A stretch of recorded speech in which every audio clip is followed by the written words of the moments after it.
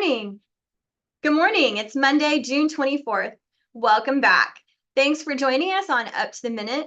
We're bringing you all the news, announcements, and events, along with a couple of special guests. I'm Dr. Amy Tan, Dean of HCC's English and Communications, and I'm joined by Dr. Nicholas Cox, our History Department Chair. Good morning, Nick. Hey, good morning. How was your weekend? It was great. It's a little steamy out there, though. Very hot. I feel bad for those of you who like to run every day. It was miserable, I won't lie. And you walk from the parking lot into the building and it's like you go from 105 to 30 degrees instantly. I went to my pool yesterday at the complex I live in, and they had taken all the umbrellas away because of the recent storms, and I just had to leave 20 minutes later because there was no shade. It's just impossible. Oh, just horrible. Well, we are live on HCCTV when HCC is in session, but how can people find us, Nick? Yeah, that's right. We're live on the Houston Community College District Facebook page and on YouTube. We're also on X, LinkedIn, and on HCC TV at noon, 5, and 10 p.m. Monday through Friday. For Music Monday, we're welcoming a UH professor who has started an organization for young musicians. Welcome, Christopher Knight, Program Director of African American Studies at U of H and founder of the Greater Houston All-Stars. Good morning. It's great to have you, Christopher. Hang on a second and I'll be with you to interview you in about 10 minutes. Sure. But first, for Mental Health Monday, one of HCC's own will talk to Nick about grief of the worst kind. I'll hand it over to you, Nick, and to Syble Davis, co-coordinator of the Bridge Puente program and founder of the Chase the Wizard Simon Foundation. Good morning, Sybil. Welcome back to the show. Dude, turn your mic on for us.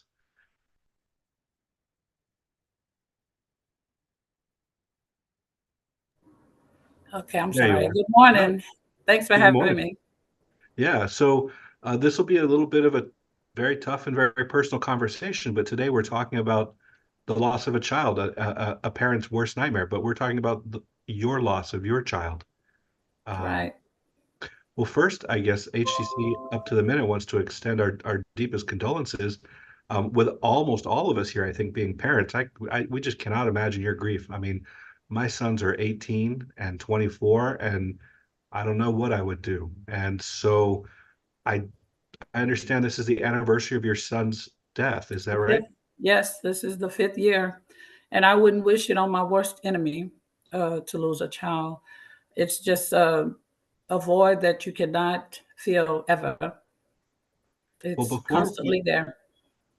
I know we're going to talk a little bit about what happened to Chase and what you've done since then in your grief and in sort of in celebration of his legacy. But is there something you'd like to share with our audience about Chase that you remember that just brings you an enormous amount of joy and happiness? Like, what do you remember about Chase that you're holding on to? I just remember him as a person, as my baby. He was a clingy baby, if you will, because he was the baby. Very popular kid. He reminded me so much of myself, just a boy being. He and his sister, my oldest daughter, my only daughter, she's the oldest, Charity, were born on the same day, August 10th, 8 years apart. And instead of her having a birthday, she said that he was the best birthday present she's ever had. So instead of us having birthdays since his transition, we celebrate the 10th of August as a holiday, a Chase holiday. And not only that, but Chase was very popular way beyond me knowing. The former mayor, Sylvester Turner, marked June 24th, meaning today, Chase Simon Day. He gave him a proclamation at his funeral because Chase helped a lot of people in the neighborhood here in 3rd Ward where we live. I had no idea that he was feeding the homeless and the older people at the Shape Center every Tuesday. And he would walk to school, he could walk to HCC. He was almost born at HCC, actually, in the Fine Arts Center when we were back in 94. And you said you had a 24-year-old. He was 24 when he demised.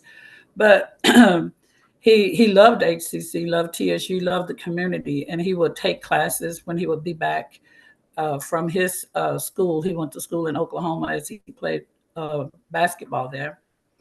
But he would come to HCC and walk to the Shape Center. I had no idea until after his death that he was doing that. So it's just his generosity and his great big personality that I miss and that I like to share with people. And people always remember him by who he was and what he represented himself. He was not a follower. He was a great leader. So I remember those things.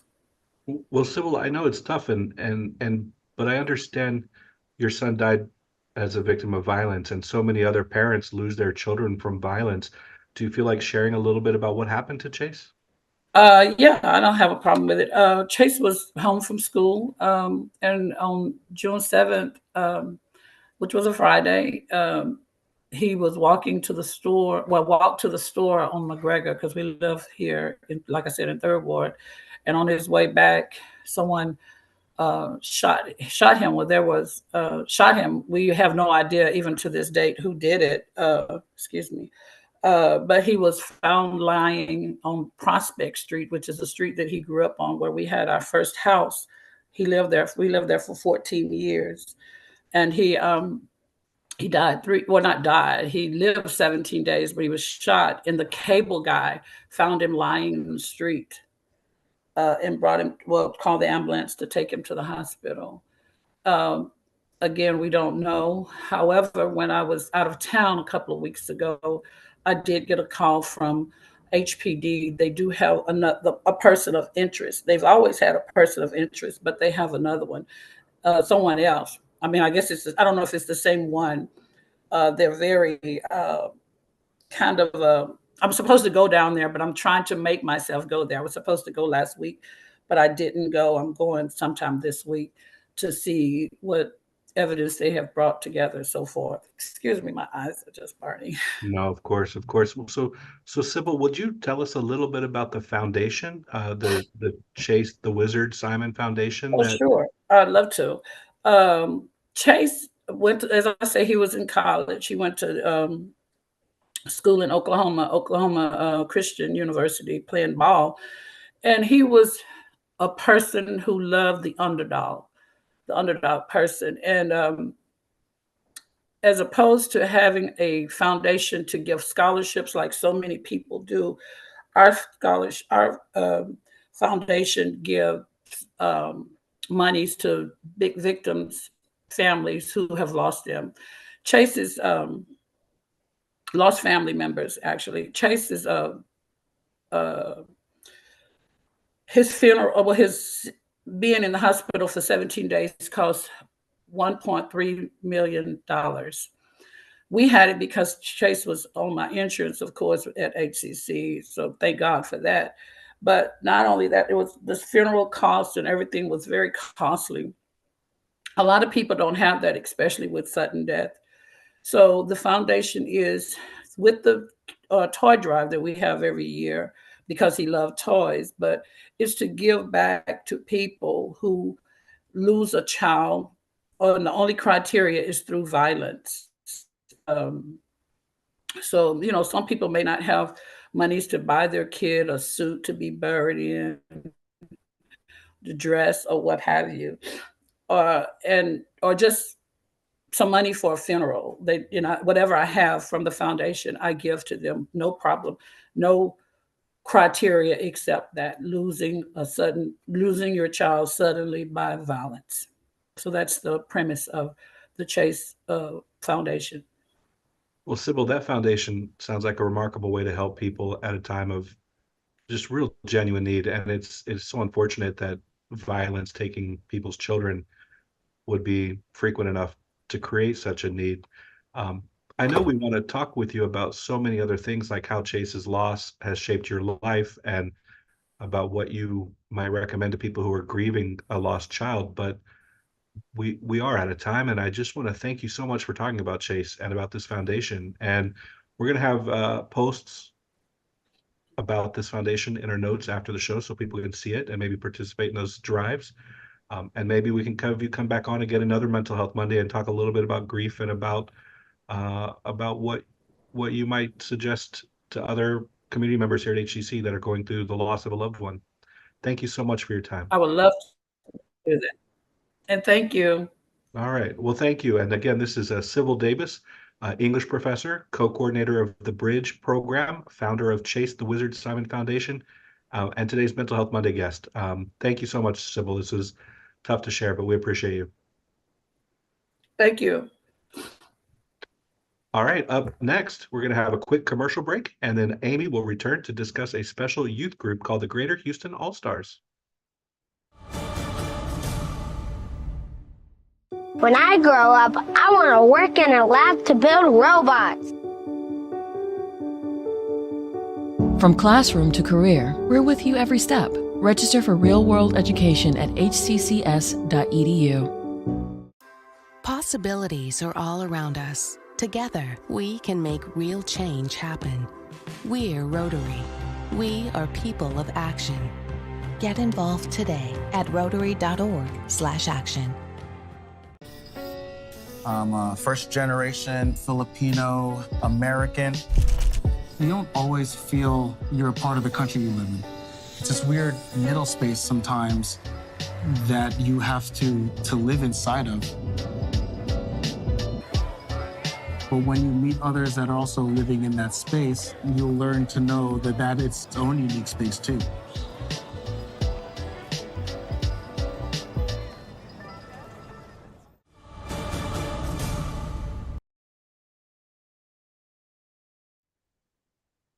We're back with Christopher Knight, University of Houston's African American Studies Program Director and founder of the Greater Houston All-Stars. Welcome to the show, Christopher. Glad to be here. Thank you. Well, you before we get into all of the wonderful work you're doing with the All-Stars, can you tell us about your background and including the work that you do at U of H? So I am originally a teacher in the Houston Independent School District. Been a fine arts practitioner for the past 27 years, but I also have degrees in Africana African American Studies. And so I've been in higher ed for about 9 months now. Well, congratulations. Welcome to higher ed. You're going to be great. Thank you. So tell a little bit about your responsibilities as program director of African American Studies at U of H. So I am in charge of recruiting, retaining, advising students, and also coming up with programs for our department, which includes like inviting professors to come on campus to discuss like anything that ranges from architecture to engineering with the foundation of Africana African American Studies. That's really exciting, and I know an important position and role to organize all those events and programming. Yes. And today you're here to talk to us about an organization for young musicians. Can you give us an overview of it and its mission? I was actually working at Yates High School at the time, located here in 3rd Ward. And Yates High School is what they call a Title I institution, which means that the majority of the students come from low socioeconomic backgrounds. And I've learned as a fine arts practitioner that most of my students could not afford to go to what they call a traditional band camp. Traditional band camps usually cost between $300 to $400 for 1 week. So I contacted my colleagues that were actually on the university level and some of the other band directors that were experiencing something similar. And we decided to write our own curriculum and recruit our own kids, found a space. And we thought it was going to be like for 1 month for only that year. But the community and the parents kept bringing kids. So 1 year turned out to be this year almost 25 years of service. Wow, that's incredible. And I'm just thinking about all the benefits that students get from being able to learn an instrument and to march and to work with other students to it's just such an incredible experience in so many ways. And so what are your key programs and services that you offer through Greater Houston All-Star Band? So this is our first time back after a hiatus after the pandemic, of course. And so this year we decided to broaden our vision to not only include marching band, but to also include a full orchestra that's in collaboration with the Willow Avenue Baptist Church, and also include a stage band that we are collaborating with Chris Williams of the Lucille's group, with the Eldorado Ballroom. And so marching band is for the summer. Orchestra and stage band is going to be a year-round thing for us. And that is so that we could kind of take up some of the slack or the choices that's been going on, especially in the large school districts like HISD, that's cutting our fine arts. So we're trying to give our community and our parents and our students an alternative, because most people don't understand that music is a catalyst to get most of our students into a university in which they will receive like full scholarships. In fact, we have a few success stories about 5 of our students that actually came into our program are now band directors, and they're actually on our staff this year, actually teaching. Right. That's incredible. And so do you want to elaborate and give us a little more information about that? So 2 or 3 success stories. The current band director at Texas Southern University, his name is Brian Simmons. I met him when he was 14 years old, actually came in from New Orleans, Louisiana. His mom actually put him up with relatives, and he was with us for like 2 summers. He ends up going to Southern University, majoring in music, becoming an assistant band director fresh out of college. And now he's the head band director and our host this summer for our summer band camp series. We also have Dorman Lewis, who is the band director now at Thurgood Marshall High School in Fort Bend. Philip Chambers, who actually is a band director with the KIPP School. So we have a lot of success stories out there with students that use music as a catalyst to actually go to school. And most people that are on a music scholarship, you don't necessarily have to major in music. You just use the money to actually to get there. And so we have a lot of students that have gone on to become pastors of churches. We have a psychologist now. So we have at least like a 90% graduation rate of all our students that actually come to us, because we use music as a catalyst just to get them there. But we stay in touch with those students throughout the year to ensure that mentally that they're doing well, families are being made whole and intact. That's amazing. It's just really wonderful that type of engagement that you have with your students and the network and with your community. Can you talk a little bit about recent events and how you're engaging with the community? So recently we just went to Galveston, Texas for the Juneteenth parade. And believe it or not, working in Title I schools, a lot of our students don't have exposure to go different places. And so I like to eavesdrop sometimes when the students are talking on the bus. And I've learned that a lot of our students had not even gone to Galveston. And so they actually got exposure to the communities and like connecting with one another.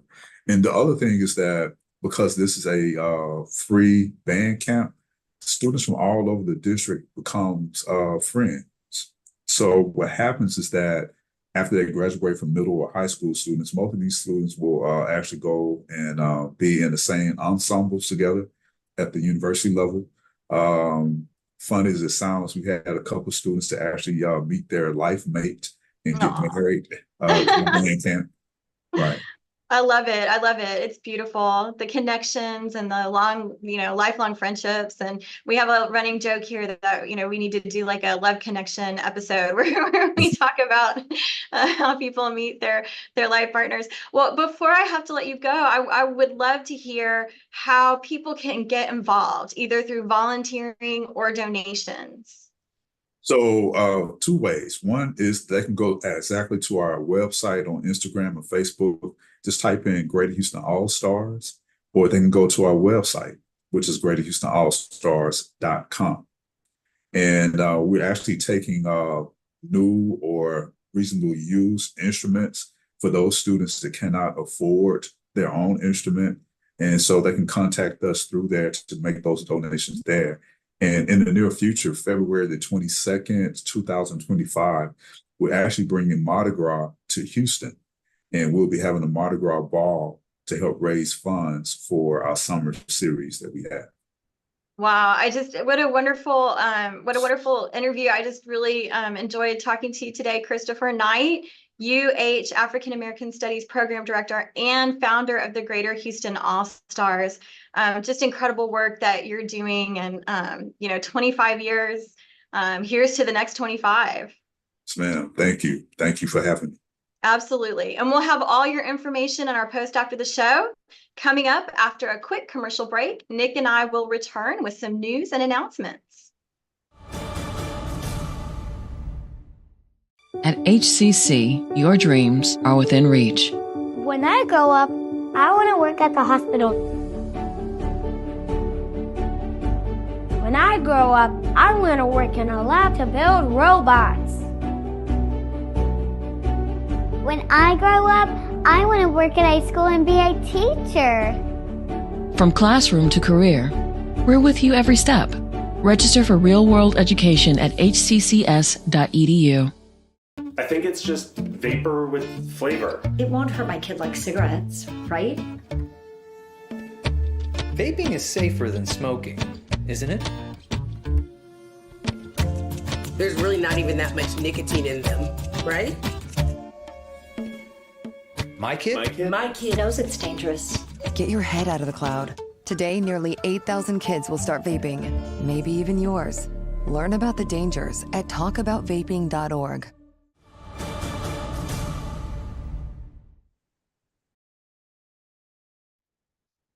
And we're back.